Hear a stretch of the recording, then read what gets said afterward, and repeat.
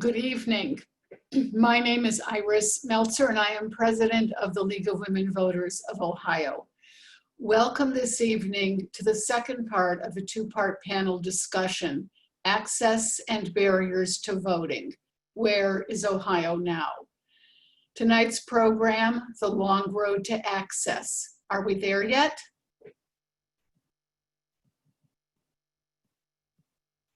I want to thank our partners for the Real Talk program, the Ohio Voter Rights Coalition, Common Cause, All Voting is Local Ohio, Cohio, Ohio Votes, and the Ohio APRI. Thank you. Tonight's moderator is Jocelyn Travis.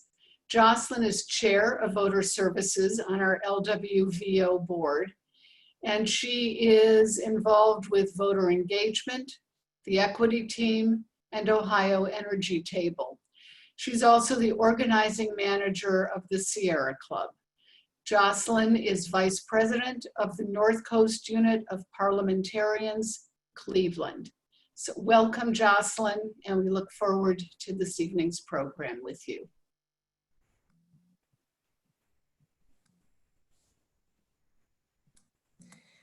Thank you so much, Iris.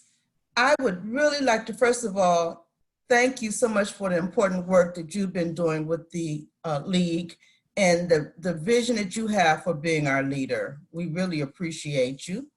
Our organization is very fortunate to have you as our president.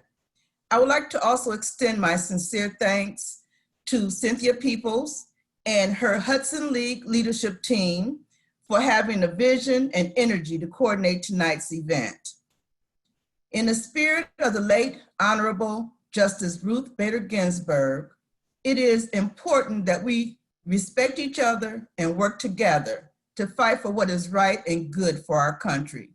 Of course, voting is primary to making a difference in our communities. So in order to get started tonight, I want to introduce our keynote speaker, and our keynote speaker is Dr. Elizabeth Smith-Pryor, Associate Professor, Kent State University. She specializes in African American history and women's gender history. Research focused on the history of race in the United States, along with its intersections with gender, class, and power. Published book, Property Rights, The Rhinelander Trial, Passing and the Protection of Whiteness in 2009. Currently, she has a book underway, Equality Will Become a Reality, The Urban League's New Thrust and America's Unfinished Second Reconstruction, 1968 to 1978, which examines America's second Reconstruction, 1968 from 1978, and while it's examining America's second Reconstruction, the eras of the modern civil rights and Black Power movements through a narrative of Black Americans' struggle to reconceptualize the American idea of equality, uses the National and Cleveland Urban Leagues as the main actors, working towards equality for African Americans living in US cities. Awarded the Ford Foundation Senior Fellowship 2016, guest speaker, Portage County Historical Society, Women's Suffrage Movement, featured in the Battle for the Right to Vote, PBS Western Reserve documentary 2017. JD Stanford Law School, PhD History, Rutgers University. Please join me in welcoming Dr. Elizabeth Smith-Pryor. Thank you so much for that gracious introduction. And thank you so much for inviting me here this evening to talk with everyone about the history of the right to vote and barriers to voting. And I'm going to begin this evening by talking about how we as Americans, we have a few different stories or maybe even myths about the country and the right to vote that we like to tell ourselves. In the basic story about voting, we tell ourselves a story of how we live in a democratic country with a long commitment to the right to vote, and that now, as of 2020, every adult citizen has the right to vote. Okay, but if we know something more about the history of voting in the United States, we might add a little bit to that basic story. Our expanded story acknowledges that until the 1960s, most Black Americans in the South could not vote. Women couldn't vote until 1920. For many years, Asian immigrants couldn't vote because they couldn't become citizens. Native Americans didn't even become citizens until 1924. And finally, even white men who didn't own property couldn't vote until the early 19th century. This expanded story is more complicated than our first story, but it's still basically a story of progress where we end up at the same happy ending, that as of 2020, we have evolved as a nation. The United States provides every citizen with the right to vote. Now, if these two stories are the only stories we tell about the history of voting, we have a problem. We have a problem because both stories, I would say, keep us from seeing clearly right now the ways in which barriers to the right to vote have created a country where not every adult citizen is in fact guaranteed a right to vote. And we need to know a more complete story so we can understand how the main ways that change has been made is by first understanding exactly what we're dealing with. And then second, doing the work required to make change. So this evening, I would say, let's tell and learn a different story, a continuing history of the right to vote, a continuing history that we too can play a role in. We need an accurate history that makes clear, as some historians tell us, the history of voting in the United States has always been one of expansions and contractions, of inclusion and exclusion, of shifts in direction and momentum at different places and at different times. And once we know how the history of voting has been one where we can find these patterns of expansion, contraction, inclusion, exclusion, that will remind us that throughout the course of American history, expansion and inclusion usually only take place through the efforts of those people whom John Lewis would have described as the people who make good trouble. Our new history about voting will require us to pause really briefly at 4 critical historical moments: the founding and early years of our nation, the years after the Civil War, the early 20th century and the vote for women, and finally the Voting Rights Act of 1965. And so we'll want to keep our eyes out for those patterns of expansion and contraction, inclusion and exclusion in access to the vote. So historical turning point 1. Any history of voting in America has to begin at the beginning with the creation of the American Constitution. We need to know the founding fathers did not put anywhere in that document that Americans have the right to vote. And the founding fathers also decided they didn't want to deal with setting up any new national system of voting.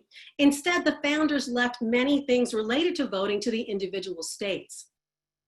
The Constitution's lack of a positive guarantee of a right to vote, plus its reliance on states and state voting laws to determine much of how we vote still today, has left a really problematic legacy for the United States. The founders ended up creating what one political scientist calls a highly fragmented system. And in the early years of our new nation, this system mostly kept old laws on voting, which limited voting to white men who own property.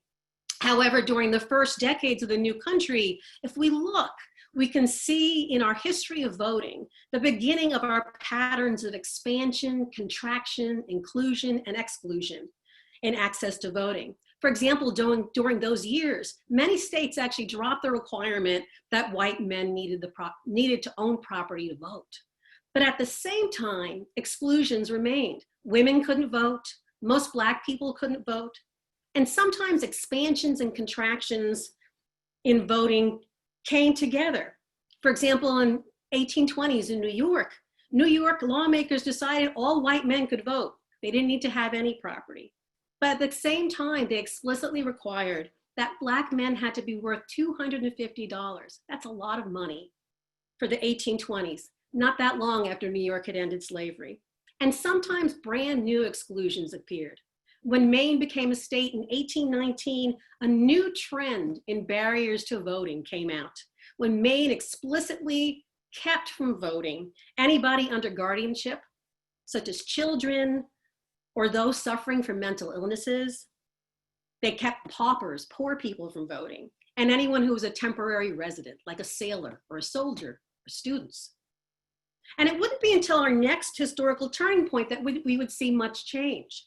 So historical turning point 2, the American Civil War serves as our next step in our new history of voting.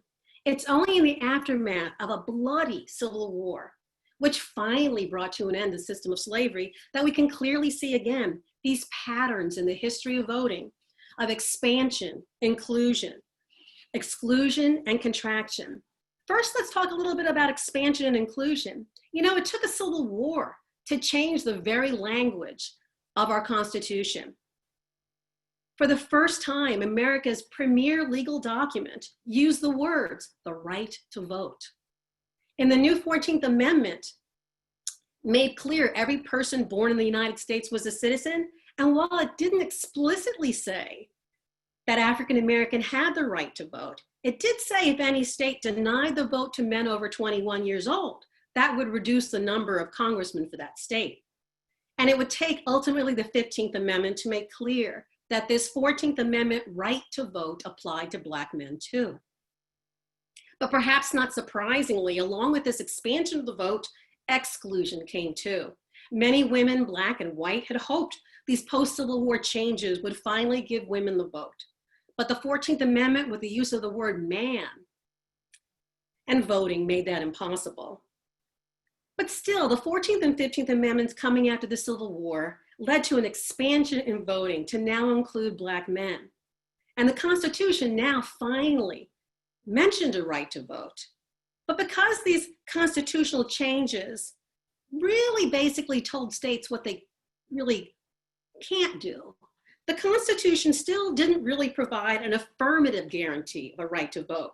For the Constitution never really tells states that they should ensure that every citizen can vote. Yet that expansion and inclusion in voting brought about in the aftermath of the Civil War really matter for us today for 2 reasons. First, because it lets us see what happens when you expand access to the right to vote. And second, it lets us see how there's often a backlash to that expanded access. Expansion of the vote led to tremendous political organization by Black Americans, as large numbers of Black men were elected to local, state, and federal offices throughout the entire South.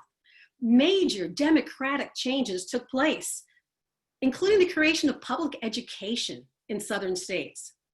But the response to voter expansion and greater Black activism and Black politics was a violent Black backlash.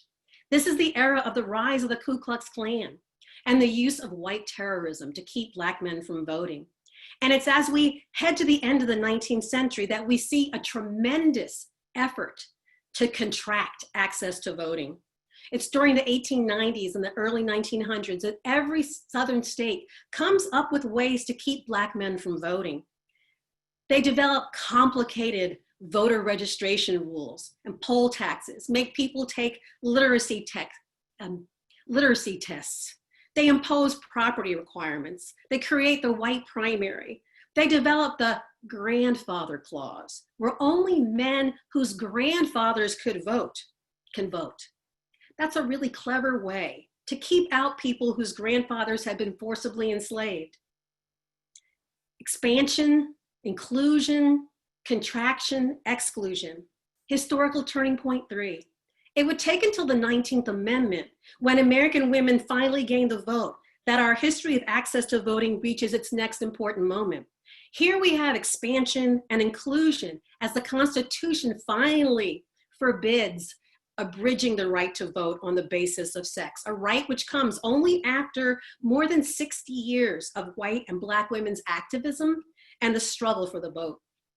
Yet this victory too for women helps us see how expansion and inclusion can often coexist with contraction and exclusion. For the 19th Amendment mostly led to the expansion of the vote for white women. For Black women, the majority of whom still lived in the South, the contraction that had hit Black men's vote at the end of the 19th century kept them from voting too. And this contraction and exclusion would stay in place for decades, until the massive efforts of the civil rights movement, including the beatings of young men and women like John Lewis, including the deaths of other civil rights activists, finally spur a new expansion of voting in America. Historical turning point 4.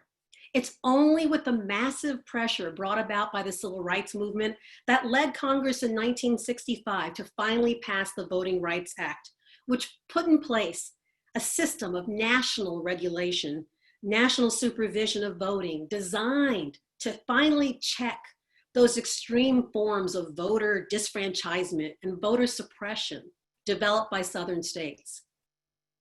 And so now our history and our new history of voting needs to bring us to the present.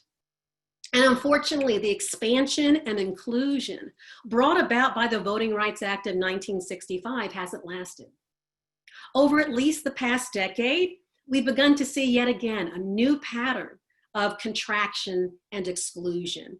For example, in 2013, the United States Supreme Court issued a decision on the Voting Rights Act that gutted, absolutely gutted, its ability to provide that system of national supervision and regulation of voting to check voter suppression. And almost immediately after this Supreme Court decision, a number of states began creating new barriers to voting. Contraction and exclusion yet again.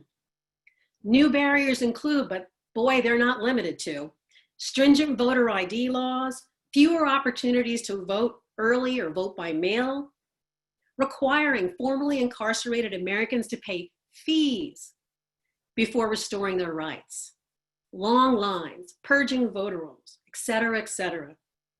So where does bringing the history of voting in America to the present and telling it as a story, not of progress, where everything happily leads to a place where every citizen can vote, but instead telling it as a centuries-long story of a fragmented voting system that moves backwards and forwards between expansion, contraction, inclusion, and exclusion. Where does that story leave us? And I think this history leaves us with two important takeaways. First, be careful of the myth of onward progress in access to voting. Remember, don't assume voting is a guaranteed right that can't be tinkered with. And second, I would argue the most important historical moments when we have seen expansion and inclusion in access to the vote have generally come after moments of upheaval and struggle. The post-Civil War era, the era of the 19th Amendment, and the era of the Civil Rights Movement. And I think this is telling us that if we want to live in a country where there is a right to vote that is positively guaranteed to all citizens, then right now we have a lot of work to do. And I look forward to hearing the panelists speak this evening about the hard work that they and their organizations have already been doing. Thank you.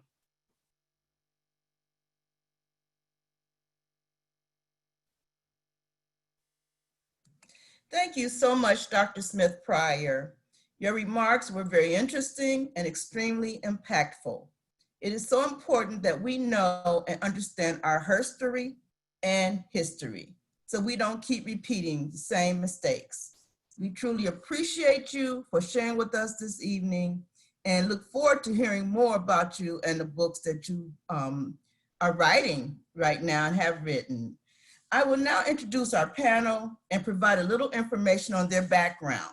We will start with Lilly Cavanaugh, Executive Director, Latino Affairs Commission, directly engaged with the Latino community in Ohio for 25 years, the last 12 years serving in a statewide capacity with the commission, lived and worked in Latin America, Africa, Southeast Asia, and Europe.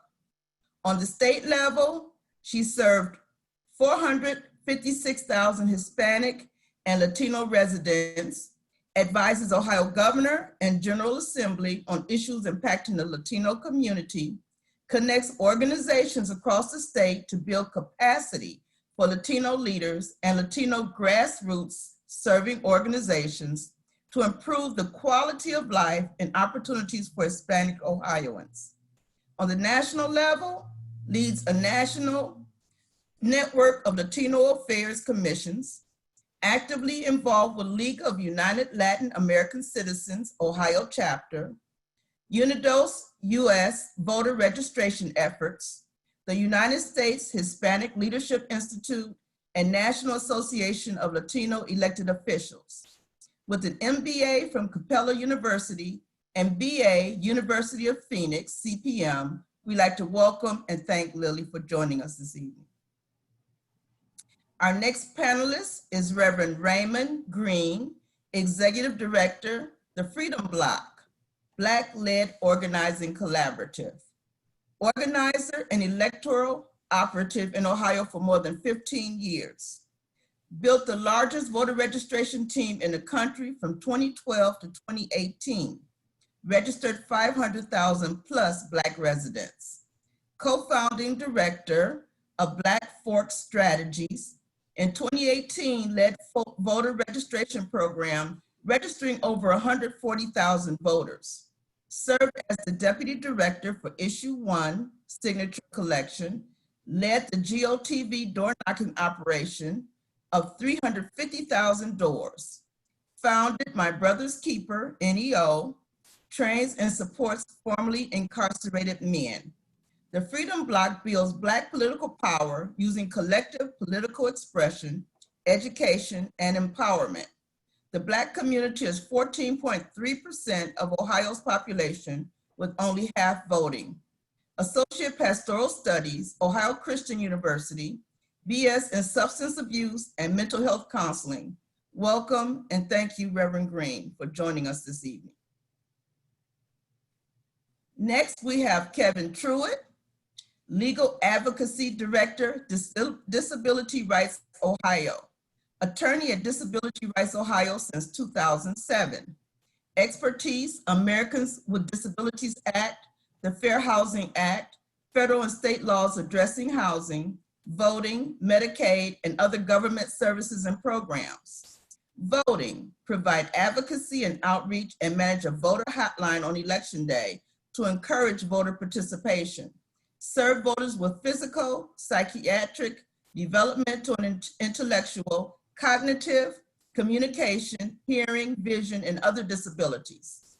DRO provides legal advocacy, short-term assistance, and assistance with voting, special education, housing, employment, vocational rehabilitation services, community integration, and government services and programs. In 2019, 7,372 requests were received for service. A graduate of Capital University Law School and the Ohio State University. Welcome. Thank you, Kevin. Kevin Walter, Advocacy and Community Outreach, International Institute of Akron. Advocates for immigrant and refugee populations and maintains relationships with clients and community. Joined IIA in June 2019. Established in 1916, IIA began as an institute to teach English to immigrants.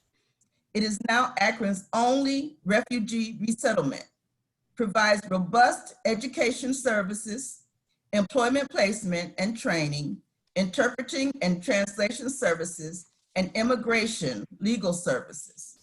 Specialized services for survivors of human trafficking, BA, Political Science, Kent State University, and MPA, Nonprofit Management, University of Akron. Welcome, and thank you for joining us, Kevin. Maria Bruno, Civic Engagement Coordinator and Policy Analyst, Ohio Votes, Cohio. Diverse background in community organizing, voting rights, and criminal law. Supports Cohio's advocacy team and provides training on housing law, joined Ohio to coordinate the Ohio Votes program for the 2018 election, VP Communications, American Constitution Society, Columbus Lawyers Chapter, past director, Voter Protection Program, America Votes, Ohio, 2016 election, advocated for criminal justice reform at ACLU, Ohio, worked in the criminal court system for prosecution and defense, interned at the U.S. Attorney's Office and the Franklin County Public Defender's Office, JD from the Ohio State University Moritz College of Law, and BA Political Science from the University of Pittsburgh, licensed to practice law in New York. Welcome and thank you, Maria. So let's get started. Anyone on the panel should feel free to respond to the questions. And we're going to start with, what is the culture of voting in your community? Whether it's racially, historically, generationally, gender roles, socioeconomically, low information versus well-informed.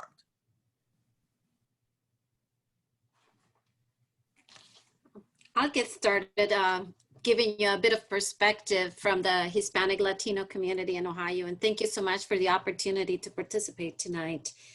And I think that in order for us to gain some perspective, we need to start with the big numbers. And when we consider that there are nearly 60 million Latinos who live in the United States, and they comprise about 18% of the nation's population, but only about half of that amount is eligible to vote in the elections in 2020, which is the smallest share of any ethnic or racial group. So there's a huge contrast between the numbers, demographically speaking, and those that are able to vote. So approximately 32 million people who identify as Latino will be eligible to vote. That's just over about 13% of the electorate, and it surpasses eligible Black voters for the first time, and is making Latinos the nation's largest voter group after whites. So I think that those are important things to remember. In fact, to bring it even closer to home, every 30 seconds, a Latino turns 18 in the United States. So since I started talking, we have a few more Latinos who are eligible to vote in the United States. And many of them are the first ones in their families who are going to be able to vote. So as far as the impact that this bloc has for the country, it is tremendous. Overall, Latino voters also are going to be younger than your average American voters. In Ohio, we are now getting close to the 500,000 mark for Latinos. And in our population, about half of the population in Ohio of Latino origin are eligible to vote. As with the national trends in Ohio, our average age is about 25.8 years old. So it's a younger population. Many of them are new Americans. Many of them have not been in Ohio for a very long time. And so all of those factors play into the interest, the importance, the levels of participation. But I think it's important to realize that Latinos as a group are still very young. And many of the Latinos are also non-citizens. That means they cannot vote. Many in the country are also undocumented or maybe in the limbo due to different issues with legal status. And some of them still don't want to change their nationality, believing that they want to still be able to host strong ties to their home countries. As far though as turnout rates among the eligible Latino voters, we don't show up enough to the polls. And we are ranging significantly low in comparison to some of the other populations. For example, in the 2016 presidential election, 48% of Latinos voted compared to a national average of 61%. So regardless of what is their background, they are less likely to show up at the polls, which presents a great opportunity for us in the upcoming 2020 elections, but also a big challenge. And we know from the recent history that the sheer numbers can give Latinos the power to swing the vote of several key states from Arizona to Pennsylvania, and that could really make a big difference on the election. But one last thing that I wanted to just briefly mention is how do Latinos vote? And many people tend to think that we vote as a group, but we do not. We are not a monolith. Although many of the Latinos have leaned more towards the Democratic Party in presidential elections for decades, about a third of the Latino population votes Republican. They do not block, they are not a bloc, and they do not conceptualize themselves all as the same group. So you may hear Latino, Hispanic, Latinx, Latina, all these different terms that we use to classify Latinos is something used mostly for the outside environment, but really within ourselves. We tend to be very specific to our countries of origin and to our own heritage. So that in itself changes a little bit the picture. And then the other thing in regards to Latinos is that Latinos care about many, many more issues than just immigration. And that is something that often we hear. The storyline goes something like, well, Latinos are very apathetic when it comes to voting. And the reality is that most frequently than not, we just have not been convinced. So Latinos are not apathetic. They simply are unconvinced. And why is that? Because many of the campaigns and the groups have really not invested the time, effort, and energy to explain their agendas, to explain their positions, to really educate the community. And that can produce a huge difference in this extremely mobile community, which in Ohio right now is the fastest growing ethnic minority in the state.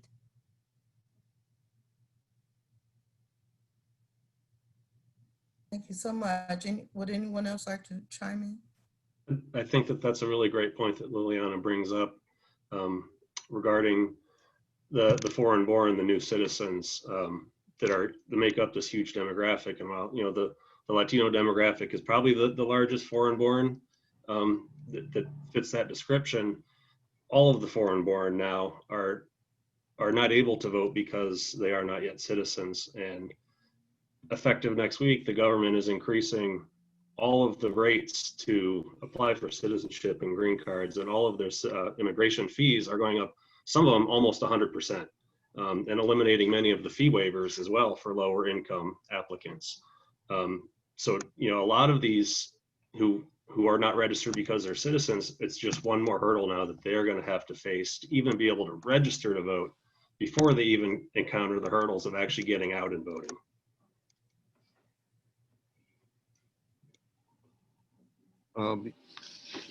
In the Black community, we have always had a struggle at the polls with the clauses and the amendments that allow legislation to be created that continue to allow us to be slaves, with misinformation, to our current present apathy and not being able to see ourselves on the ballot.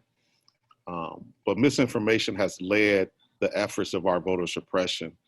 We are often taught that our ancestors, our forefathers, died for the right to vote, which is something that a lot of Black people particularly pride themselves of, but it's actually false information. Our ancestors died for freedom and liberation, and part of that freedom and liberation was having agency through the voting process. And when it's not phrased like that, when language is so important, that when it's not phrased like that, it paints a picture of going to the polls for something that's not going to ever benefit you. We have continued that miseducation through pumping information about the presidential election,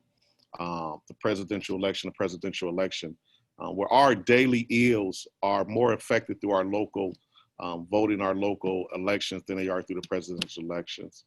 No president has ever done anything for Black people. Even when we look at the amendments, those amendments had clauses that directly affected Black people.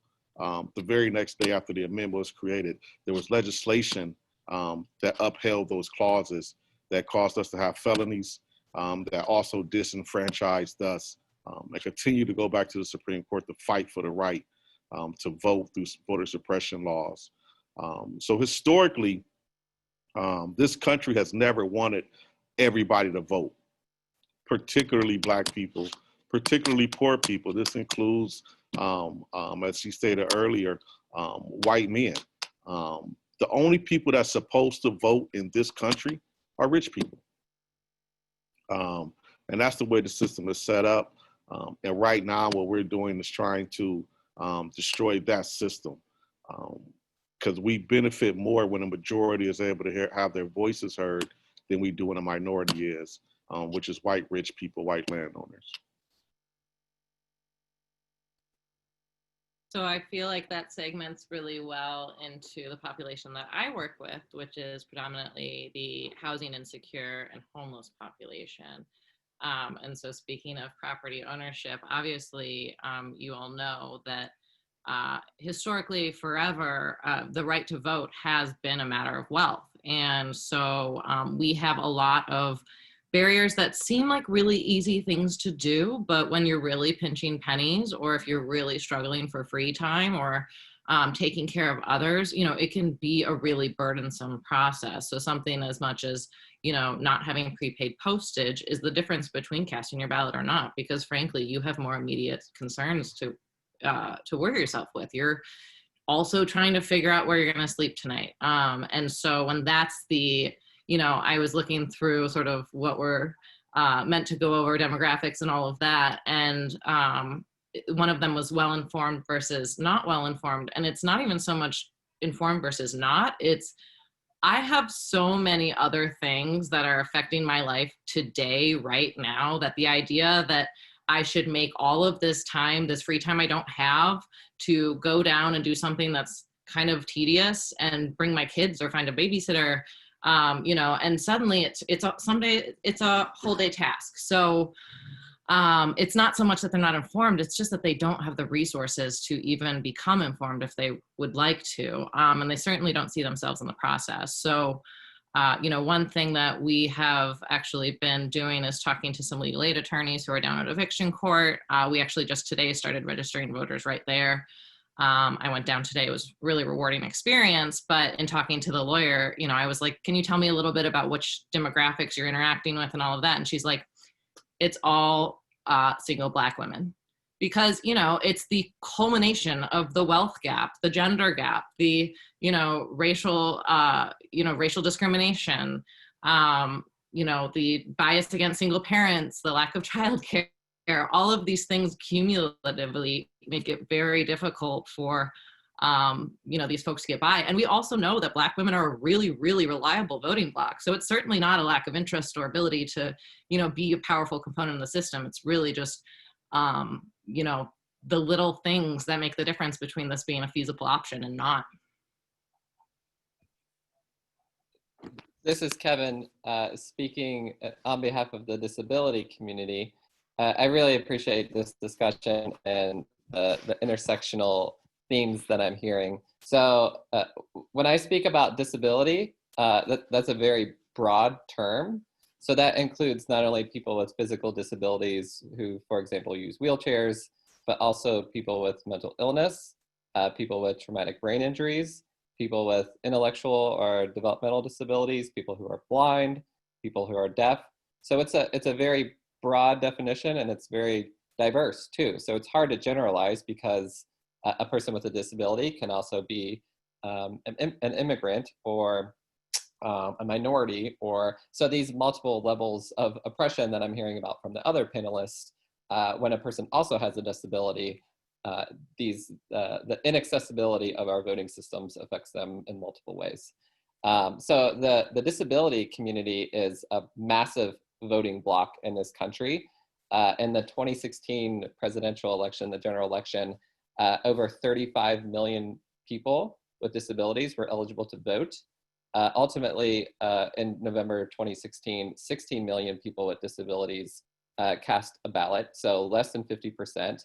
The voter turnout rate of people with disabilities is 6 percentage points lower than people without disabilities, again, in the 2016 election. And in Ohio, Ohio's ranked 35th out of all the states in voter participation for people with disabilities.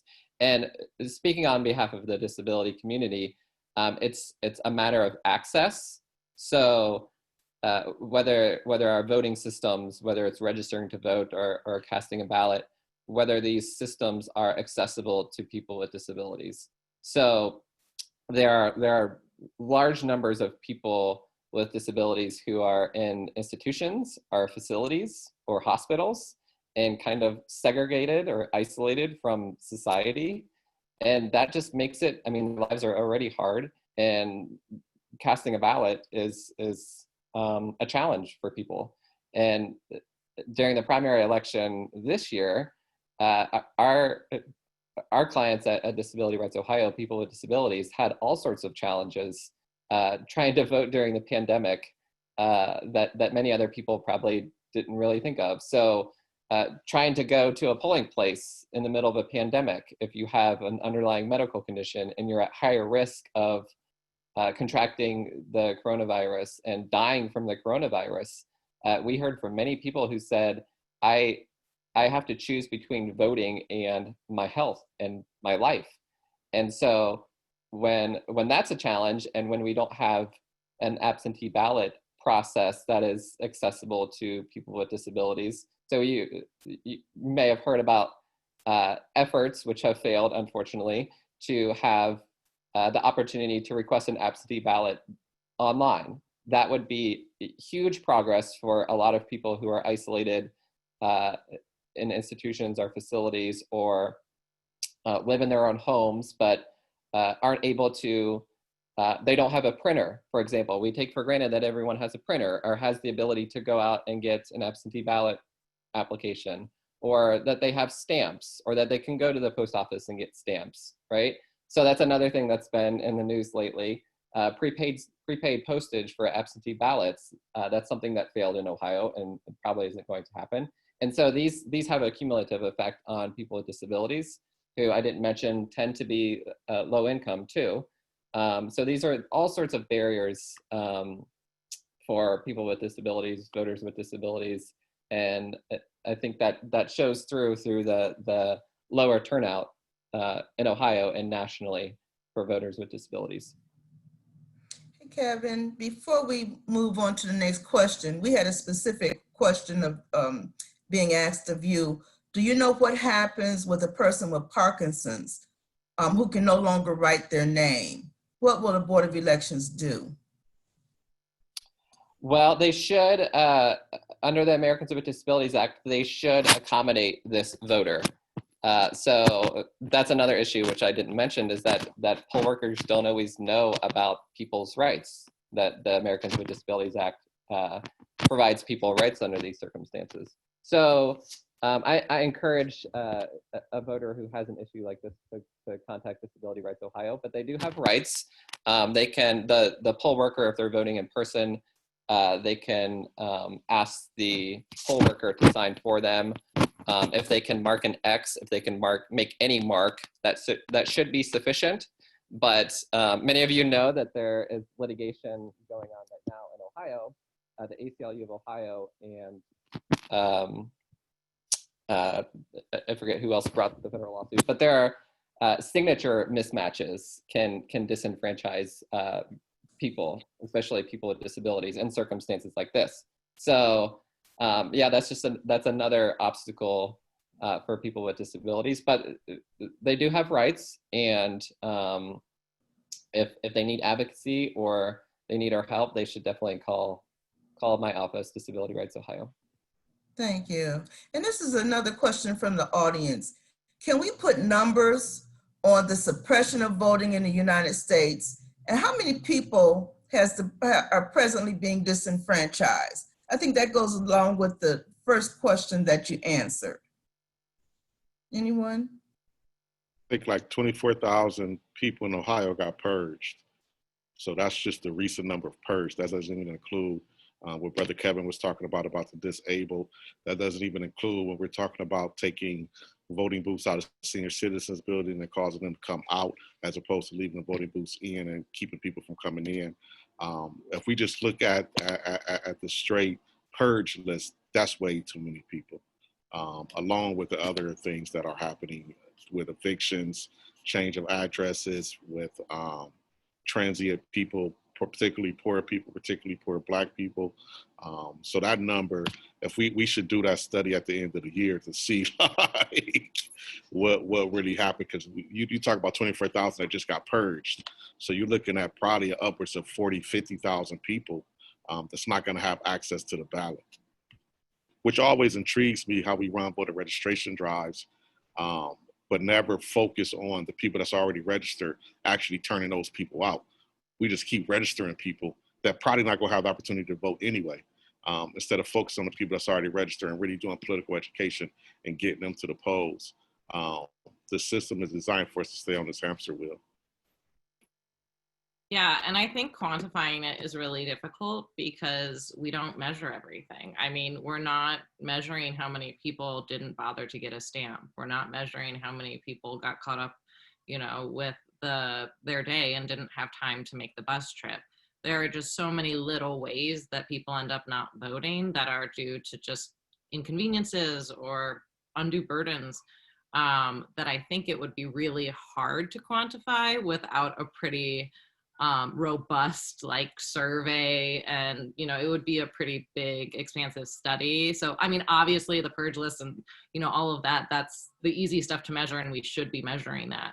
But I think, you know, it goes far beyond that. It goes into voter ID laws, it goes into registration rules, and you know, whether a form can be submitted online, and just weird stuff that comes up that ends up being just really burdensome and ends up disenfranchising voters. I think as well too, in addition to the purge list, there's this huge, massive, even confusion about what's possible. You know, depending on who you listen to, voting by mail is nothing but fraud, or it's perfectly safe. And you add all these things together and nobody knows what to do. We have anecdotal evidence, you know, I don't have numbers for this, but you know, it happened to our executive director. She mailed in her absentee ballot request form, got it back, first of all, stating that her address wasn't on file, yet somehow this letter found her mailbox. They said that she didn't fill out the form properly. You know, she's an attorney, she fills out forms all day long. It's very unlikely. And we keep hearing these stories about similar things happening to people. And at least in our line of work, a lot of times it's people, again, foreign born with foreign sounding names. It seems to be a trend, you know, we can't say for sure, but it's all of these different things that come together. Maybe any one thing is not a huge hurdle, but every day as it piles up, you know, maybe they're not being purged, but they're slowly being convinced not to vote. Yeah, they sent my application back too, and I do voter registration for a living. I actually teach people how to fill these forms out, and mine got sent back. You know, and when you consider new Americans, refugees, immigrants, even children of immigrants who have been born here, we need to conceptualize where they're coming from and understand that many of them have had to flee their countries because of government corruption and fear to government and the police and all of that. And so for a great number of them, especially in Ohio, where we have a very young new American community, this is probably the first time for many of those folks, or the first time for many members in the families. And we need to be aware that there are huge disinformation campaigns that run through social media.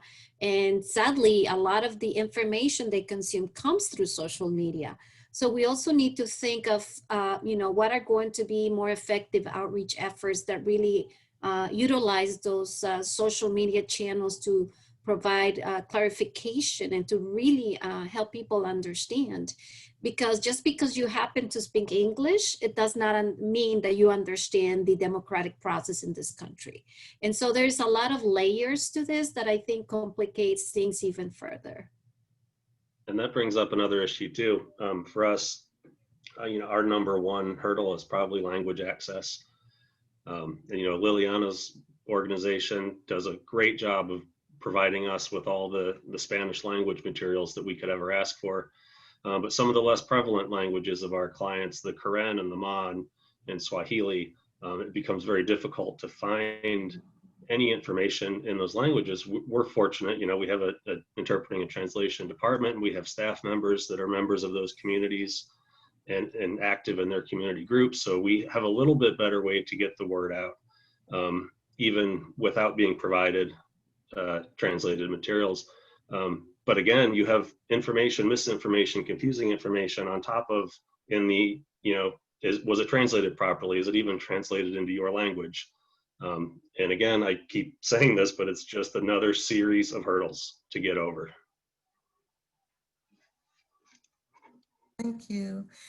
So our next question is, what does Ohio have in place to make voting accessible and equitable within your community? Where can Ohio improve? But we also had some similar questions from the audience. And basically they're asking about homeless voting or those who have been evicted and how do they vote on election day if they no longer have an address. So maybe we can combine those questions. Sorry, I was corralling puppies, so that's why I jumped off screen for a second. Yeah, I, obviously work with those folks quite a bit. The biggest thing to know about the evictions is there are a few options that exist if you don't have an address currently. If you lose your housing prior to the registration deadline, obviously you can just re-register wherever you will be staying. So if you're, on your cousin's couch, you can register at your cousin's house. If you're not staying anywhere consistently, you can also ask a nonprofit to use their address for the purposes of registering to vote and getting mail, and you can do it that way. If you get evicted or lose your housing after October 5th, the registration deadline, then you're looking at, you have to go to your new precinct where at your current address, again, friend's couch, nonprofit, wherever you're, considering your residence for the sake of this, then you go to that polling location and you fill out your change of address card and your vote will be processed. I actually, someone told me that and I didn't believe them, and then they sent me the citation and all of the black letter law just to comfort me on that. So folks should go to their new location, wherever that is, and then fill out a change of address form. And also, along with using nonprofit address, we let a lot of people use our address for that purpose, but also homeless shelters. If you're living in a homeless shelter or you're frequenting the homeless shelter for food and clothes, you can use the homeless shelter address, or what never fails in the Black community is mama's address. Just always use mama's address. I have a confession that my ID, right before the pandemic, I bought my house and finally was going to change my address, but it's. Any other comments? Yes. I was going to say, in regards to the Hispanic Latino community, and I'm sure this applies to a lot of the other Asian Pacific Islanders, as well as the new African immigrants and refugee communities, it is a very big challenge to make that vote accessible to our people and equitable in the community, because we have issues so basic as transportation. A lot of places don't have enough bus systems that will get you from point A to point B. Many of those people that may want to go vote, not only they have to deal with the challenge of language, but the fear of going there. And then many times they're the breadwinners. And so, these people work 2 shifts and more. And so the hours when they're able to go vote are not going to match what is available for them. So we're always trying to create awareness and make adjustments. But I must say that there is progress that is being made. And with the Latino Affairs Commission, we've been working on this for many, many years, just constantly educating our community in regards to the value of their voice and their representation. And for them to really believe us that their vote will make a difference is just a very big, huge leap of faith, because they don't have that background. They don't have that understanding. And sadly, the narrative that they hear overall is not making them feel welcome, and is not making them feel like they matter, and is making them feel very afraid, because truthfully, it doesn't matter whether you were born here or not. If your name sounds funny or is a little different, the fact is you're gonna get checked a little bit more. If you speak with an accent, it's quite possible that you're going to have a little bit of a bigger challenge. So those are just realities that they face day in and day out. And I must say that the Office of the Secretary of State, Frank LaRose, has been working very heavily with our Latino Affairs Commission and engaging a lot of the groups that work with the New American communities in trying to build more of a grassroots presence and trying to develop and distribute a lot of information and materials that are in multiple languages. So in that regard, I can see that that outreach and educational effort is going there, and I know it is paying off.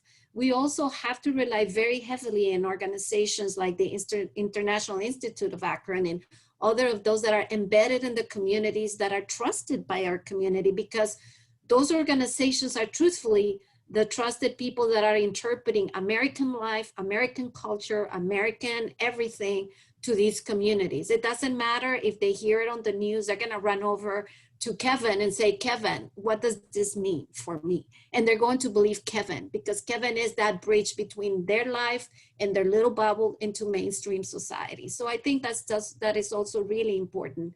And to give you two specific examples, in Cuyahoga County, the Board of Elections there does an amazing job educating with bilingual materials and reaching out to the Latino community and other communities. And Cuyahoga and Lorraine counties offer bilingual ballots, English, Spanish, which is really helpful, but that has taken a really long time to get to that point. But we have to work more in that and make sure that there's more information available in many more languages and the financial resources as well for these organizations to be able to do this work, because we expect them to do this on top of everything else and to do it for nothing. And that just is not viable. But definitely we got to realize that the communities that are growing in Ohio, demographically speaking, are the ethnic minorities, are the new Americans, and we need to prepare them for the future that is already here. I did want to make just like two quick like mentions of a couple rules that are really helpful on these subjects. One thing to note is that if you're worried about like having ID that matches your address, first of all, if you have an Ohio ID or an Ohio license, the address on that license does not need to match the address on your voter registration, and you do not need additional ID. Also, for early voting in person and vote by mail, all you need to identify yourself is the last 4 digits of your social security number. You don't need any physical form of identification. So I highly recommend, again, if ID is a concern, that you take advantage of one of the early voting options. So I just wanted to throw that out there because that's something that comes up a lot. Thank you, Maria. We also have to encourage people to track their application and ballot, which is why it's important to make sure we get that application request in early. Also a question about nursing homes and how is voting and registration being done in nursing homes due to the pandemic? Has anyone had to deal with that issue or aware of how that's taken care of? This is Kevin. So that's a very good question. I don't know that there's a good answer to that right now, just because I don't think the state knows. But I was going to mention one major area of progress over the years is the fact that absentee ballot, voting by absentee ballot is available to any registered voter, which has not always been the case in Ohio. I think before 2005, you had to have a specific reason. So that's a major progress, in my opinion. And there's also, in Ohio, there are mechanisms for people in facilities and institutions like nursing homes where you can submit a special absentee ballot form, and that obligates the County Board of Elections to bring the ballot to you at the nursing home. Not a lot of people know about that, but that exists, and it's makes it a lot easier for people in nursing homes to vote. In terms of voting in that way during the pandemic, as I said, I don't know that. I think the state is currently working on that. How elections officials are going to go into nursing homes during this pandemic, it's very dangerous because nursing homes are, I think 65% of all deaths from COVID-19 have happened in nursing homes. So that could be a way in which a lot of people who are who are living in these facilities are disenfranchised just because of the pandemic, right? And if they're not going to vote by absentee ballot, it's very challenging to get the transportation to go to their polling location, and even going out in public, as I said earlier, can be a risk during this pandemic. So there are definitely options for people who are in nursing homes, but it's not always easy. Kevin brought up the transportation issue, and I think Maria mentioned earlier how lack of prepaid postage on an absentee ballot could, stop somebody from voting.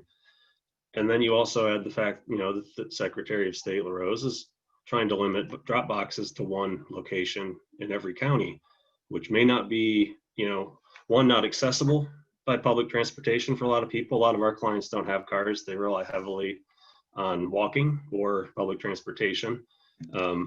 So it makes it harder to get there. And then you add in pandemic, and you have somebody who may be immunocompromised who is not comfortable riding a city bus 45 minutes to get to the Board of Elections to drop off their ballot. So now they have no choice, but maybe then to go to their polling place on election day in person. And it just continues the cycle. Definitely.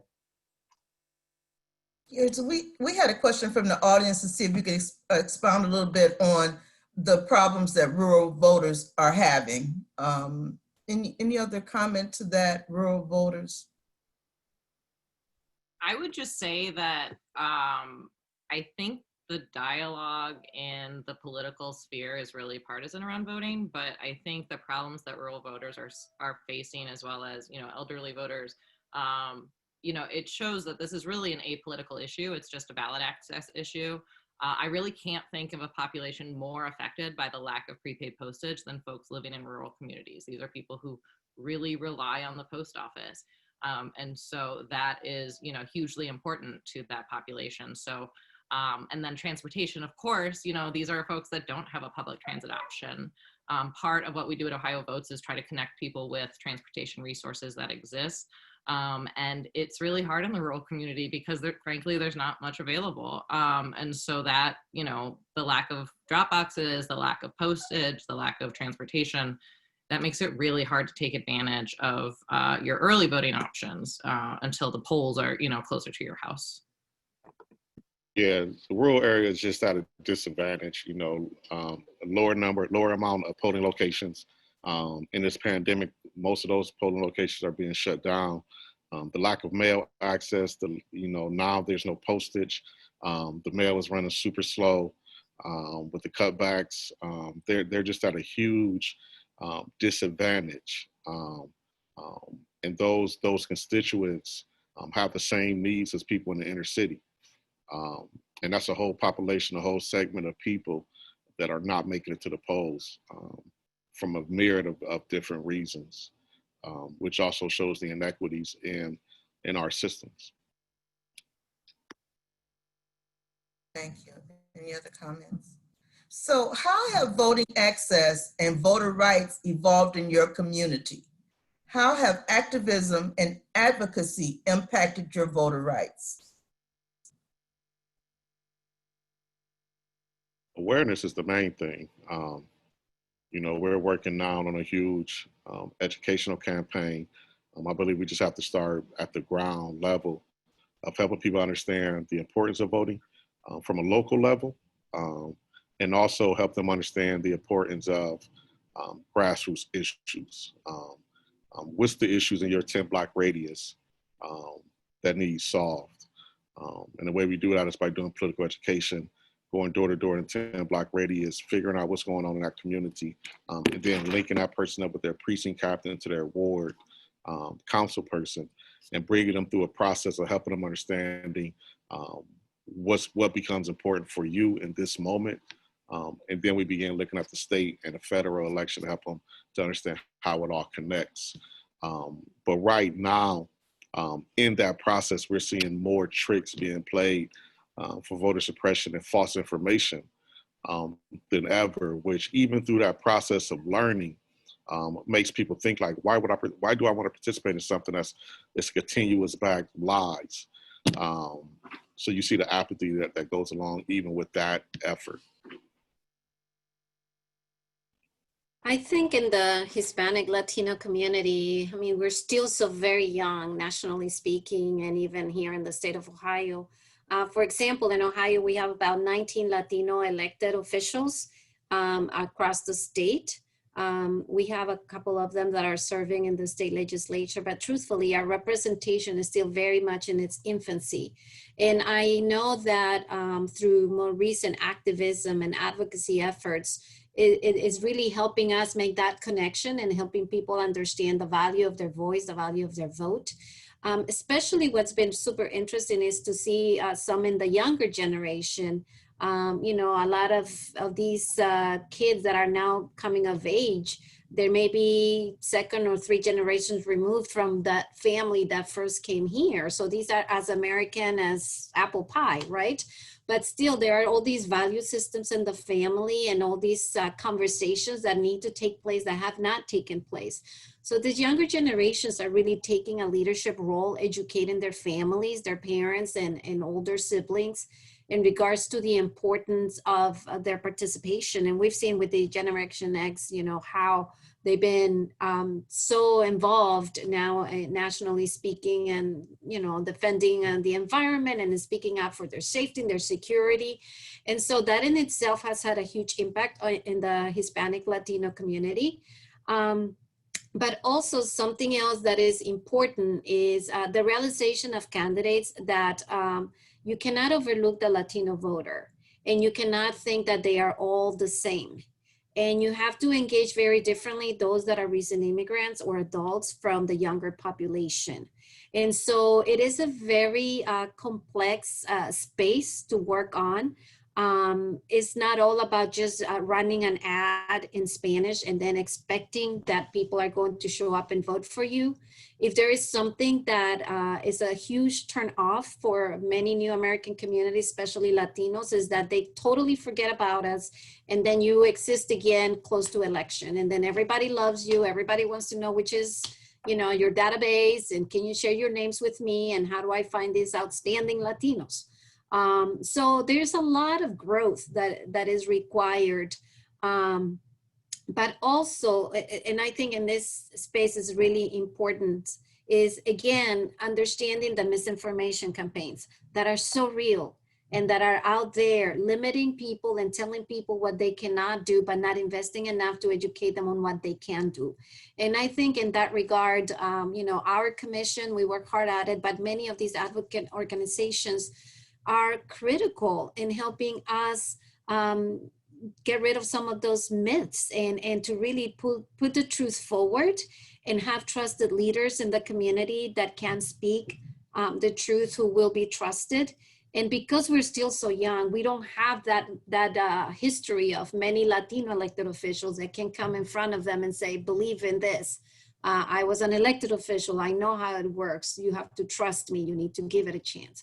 So there's a lot of growth that is necessary. But I think that's something that was really interesting during the campaign when the Democratic Party was trying to select their candidate, was the approach that Bernie Sanders took. Because even though here you had the 78-year-old white senator from Vermont, he was the one that reached more actively and more effectively the young block of Latino voters and people of color. And why did that happen? Because he invested his time, effort, and energy in trying to understand that specific block, and in trying to convey a message that really resonated with that community. And so I have heard and seen of many examples that presented that particular effort that Bernie Sanders took upon himself, and then some of the other initiatives by other of the candidates, not to say that one is better than the other, but simply to highlight the importance of that personal connection with our community. We don't get convinced by what we hear, we get convinced by what we see you do and how you engage with us. And that really is so important within the new American communities. Yeah, I think it's been mentioned several times, just the mistrust of the political institutions. Nobody believes that the government or the federal or the political parties are going to give it to them straight. And it's like the Reverend said, you know, you start with your 10 blocks, you start with your neighborhood, you start with your small town. And like Liliana was just saying, it's the communication, it's the grassroots, it's the trusted organizations. And I feel like, at least for us in Akron and North Hill, we have connected with several other agencies too, to kind of form this coalition, to get that word out and to really try to get the accurate information from trusted sources out to the community. I want to say that in the area of disability rights, the passage of the Americans with Disabilities Act 30 years ago this year, 1990, has been very powerful. It's the basis for much of our civil rights litigation on behalf of disabilities throughout the country, including voting rights. Several of the lawsuits that we have brought to expand access for voters with disabilities has been under the ADA. I think it's important to remember that the ADA didn't come out of thin air, right? Like, I'm a firm believer in movements and organizing, and the ADA, I mean, it has its flaws, but again, it's a very powerful civil rights law, and it came after decades of people with disabilities fighting for their rights, organizing, direct action, civil disobedience, demanding equality and inclusion. And very similar to what we're seeing now, the movement for Black Lives, bringing attention to police violence and systemic racism in America. This is how change happens, fundamental change happens in our society. And I'm a firm believer in that. And I think that's where we've seen a lot of progress, at least in my field, is through this organizing and movement work. Thank you so much. And actually that leads into the question of curbside voting. If you can, someone can give us talk a little bit about the process for curbside voting, but also how do voters with disabilities defend their right to vote at the polls when challenged by a poll worker? Well, to answer that second question, whenever you're challenged, so you should never be challenged based on appearance or assumptions or stereotypes or anything like that. That's illegal. If you are challenged, if you're told that you're not allowed to vote, you should insist on voting by provisional ballot.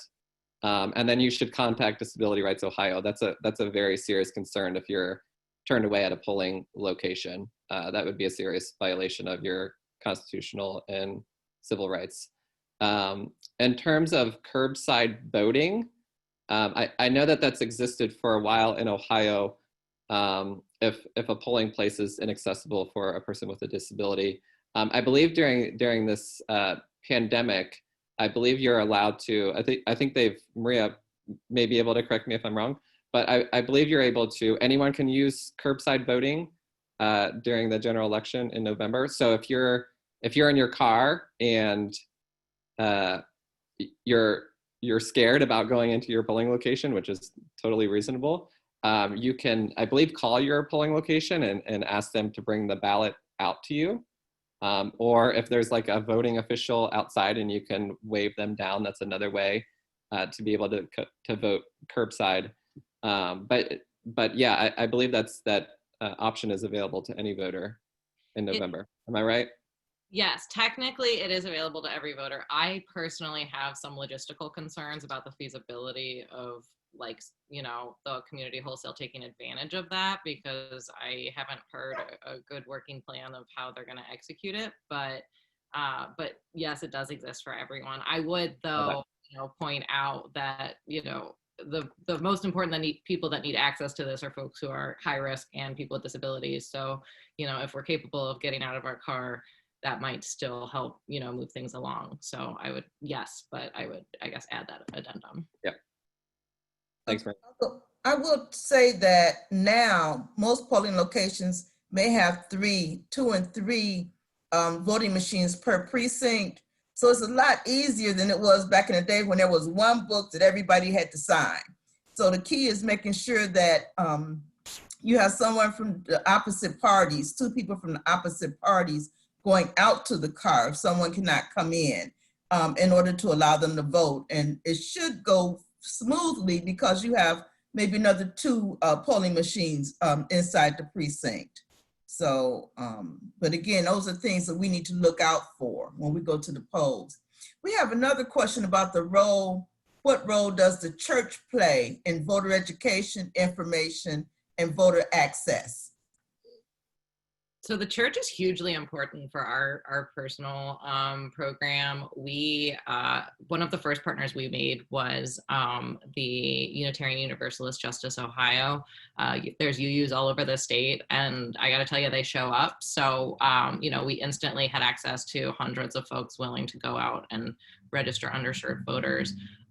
But we have since made inroads with many of the Black churches and the Church's Council, as well as other faith community, the Jewish community, RAC, as well as, we are still working to constantly expand the role of adding additional folks of faith. But I can tell you that in my personal experience, the people from church are the people who show up. They're the people that are in the community doing the public service, who have the public trust, and really are absolutely critical to correcting misinformation and expanding general voter knowledge and trust.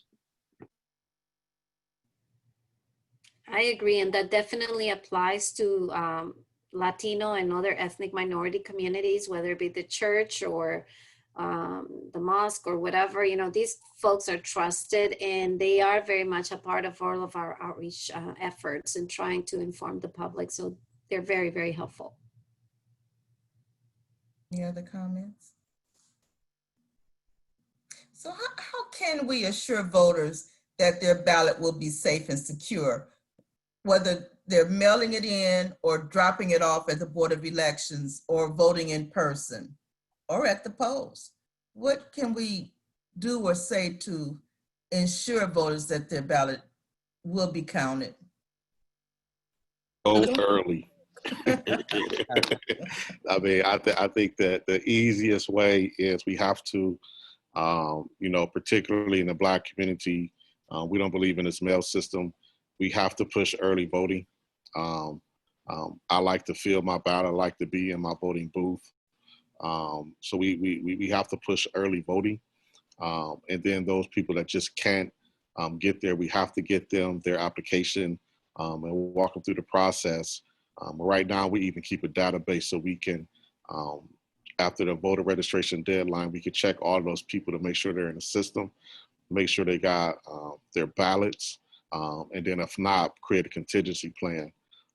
But really, it's up to organizations like us and people like us to really find the trusted messengers in these communities within a 10-block radius, trusted messengers in the church, and train them to walk them through a process to help them with as many people as they think they can handle. Most people can handle around 20 to 30 people, and then help them become that agent that makes sure that people are getting their ballots or getting to the polls or however they want to vote. We have to teach people how to help people create a voting plan. I also, I think that there are a couple misconceptions that make folks feel even more insecure. The biggest one that I see that's just not true is that mail-in ballots aren't counted or they're counted last or something. Actually, mail-in ballots are open first thing on election day, and they're the first ones to count. Obviously, if it arrives after election day, then yes, it's counted when it comes in.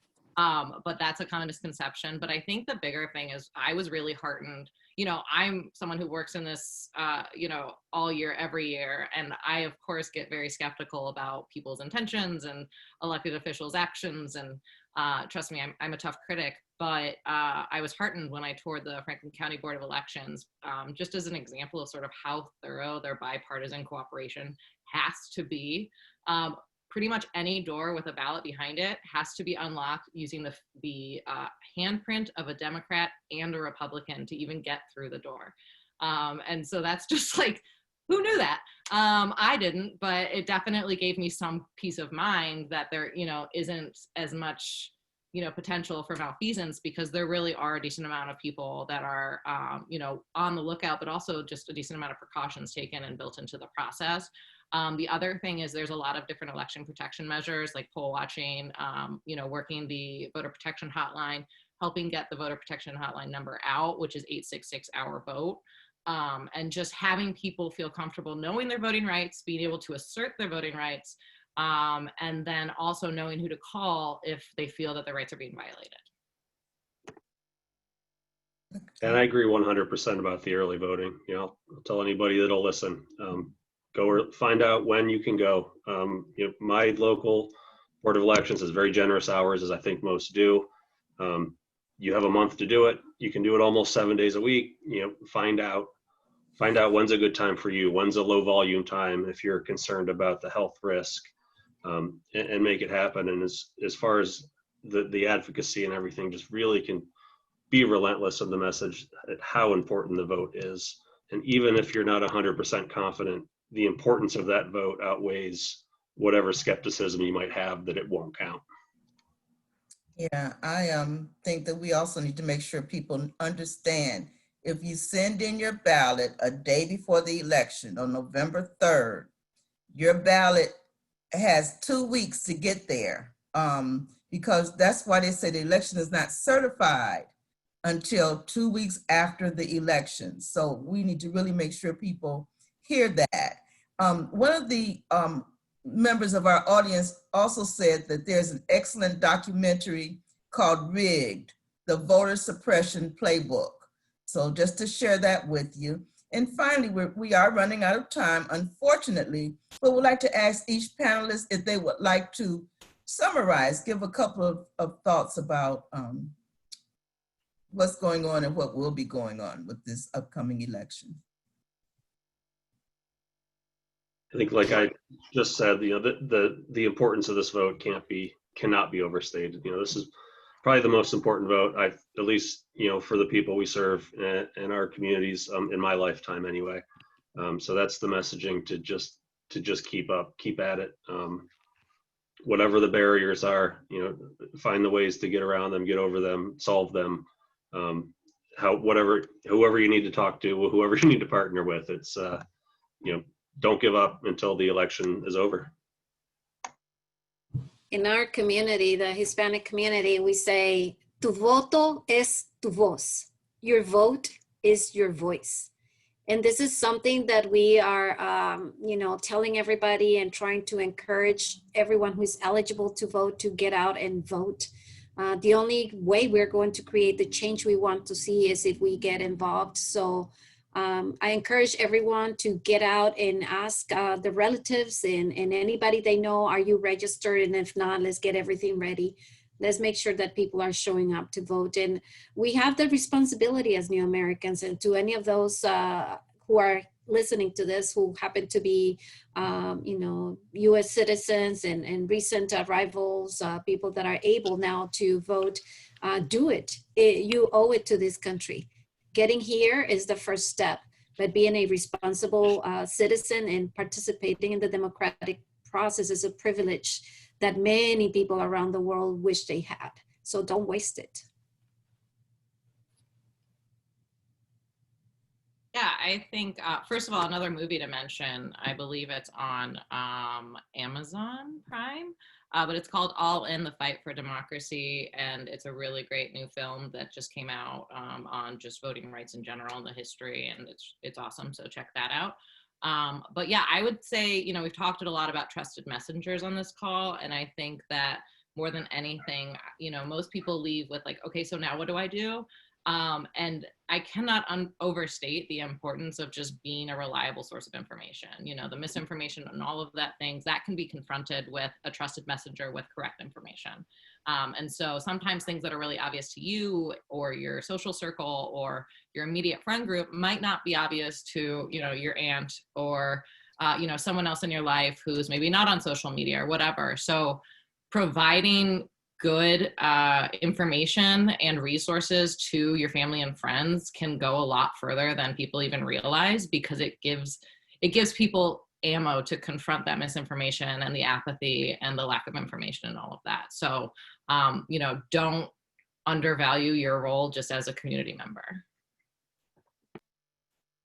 Get involved wherever you're at. We have a plethora of organizations on this call. But wherever you're at, get involved with a local organization and begin to create a plan for your community. We have to get to the point where this election is the most important election of my life. But at the same time, I feel like I've been saying that for the last 3 presidential elections. So we have to get to a point, a collective point of automatic voter registration and getting rid of this purge. And the only way we can do that is to be registered and show up to the polls at a enormous number. But then after that, get active on training, finding, and supporting candidates that directly align with our values of an open democracy. There's no reason for us not to have automatic voter registration in 2020. So that's my thing, is get involved with a community organization and fight for your right to have a voice and have your voice heard. I echo what all the other panelists have said, how important this election is, and to vote early, to have a plan, all those things. There are barriers or obstacles which we've talked about this evening, and they negatively and disproportionately affect the populations that we serve. But at the same time, there are a lot of resources and support out there, and hopefully some of you in the audience have learned about our organizations and what we do. So, and I echo what Mr. Greene just said about getting involved and staying involved after November 3rd, and to keep pushing. The election is obviously so important, but what happens after the election is just as important too. Okay, thank you so much. I'm sure that everyone will join me in thanking such a powerful panel. The information received this evening will certainly make a difference in the work we're doing in our communities. Thank you so much for all that you do. We will have closing comments from our league president, Iris Melser, at this time.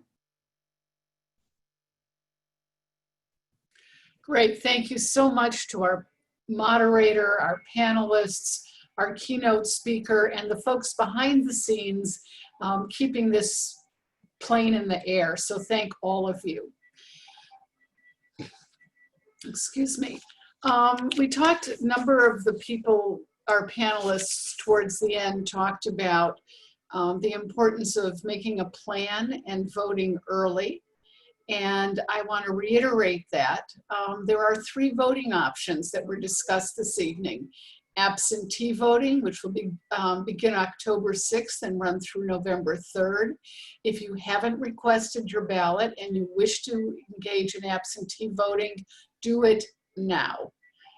Mail the ballot immediately or drop off your ballot once you've received it. Your second option is early in-person voting, which runs October 6th through November 2nd. The location is going to be determined by your local board of elections for their early voting center. The hours also vary daily, and your board of elections will have that information. And be sure to take the ID that you plan on using to vote. Finally, of course, you can vote on election day. Polling sites will vary. You'll need to look at your Board of Elections or give them a call to find out where your polling site is this time. And the polls everywhere in Ohio will be open from 6:30 a.m. to 7:30 p.m. Again, bring the identification that you plan to use to vote that day. So make a plan, figure out what you're going to do. So absentee voting. I already said that you need to request your ballot application now. And you can get your application at voteohio.gov by calling the number on your screen or by going to the website of your local Board of Elections. Sign and mail that request and send it to your local Board of Elections or drop it off in the drop box. That is secure and is typically located somewhere near the Board of Elections. Once you get that absentee ballot, complete it immediately. Make sure you sign the ballot and the envelope. You must use the ballot envelope enclosed, not just a business envelope. And finally, return that absentee ballot immediately after having completed it. Make sure it's postmarked no later than November 2nd, or drop it off at your local Board of Elections by November 3rd at 7:30 p.m. Make sure you check vote411.org for information on the candidates. So there's a lot of nonpartisan election protection going on this year. The website is there in front of you. You can access this nonpartisan election protection in English, in Spanish, in Asian languages, or in Arabic, and you see those numbers on your screen. Upcoming events tomorrow from 11 to noon. ADA Talks. This webinar will cover informed voter protocol, finding information on candidates, special circumstances for voters, and putting together an election plan, voter resources, and more. And I believe that the registration for that has been put into the chat box. And then save the date, the Judicial Forum run by the Ohio Debate Commission will be held Friday, October 9th. It will be a virtual candidate forum for the 2 contested Ohio Supreme Court seats. And the moderators for this event are Karen Kassler, Bureau Chief of Ohio Public Radio and TV State House News Bureau, and Curtis Jackson, news anchor for Spectrum News. As we have more information, you will receive it. And finally, it wouldn't be a League of Women Voters event if we didn't remind you that it's an organization that relies on your donations to be successful. So you can donate via text to LWVOWED to 380-207-1920 to make it, or to make a tax deductible donation, you can text LWVOEFWED to that same number. You can also donate online at the website that you see listed there. And finally, if you are not a member of the League of Women Voters, become a member today. You can join us online at the website that you see below and in the chat box. Thank you, excuse me, thank you all very, very much for your time this evening. It's been a real learning experience for me, and I suspect for the rest of you as well. So thank our panelists, and thank our moderator, and thank you for joining us this evening.